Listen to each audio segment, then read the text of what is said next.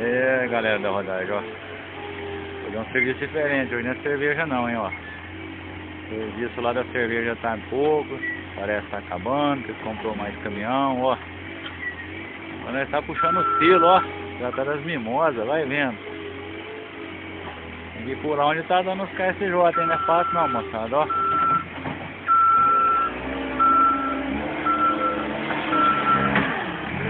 Ó. O sol tá atrapalhando um pouquinho, mas ó. Ó o trovão azul, ó. É, trovão azul, hoje tá perdido, ó.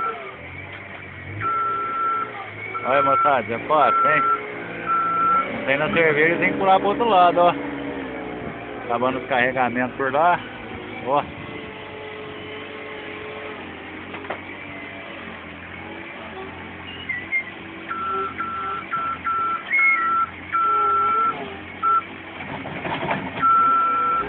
A empreitada é boa, hein, moçada? Vamos subir aqui, vai vendo. Vai.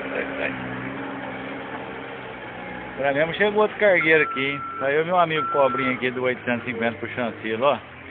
Já puxou madeira hoje. Vai mais uma carguinha de silo, hein? Já tá das mimosas, hein? Não tá danado. Olha lá.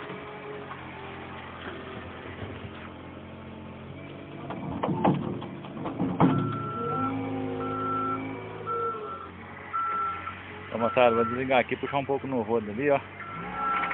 Vai acabar o serviço aqui, hein? Vou pegar aqui ainda hoje, ó. Vai vendo.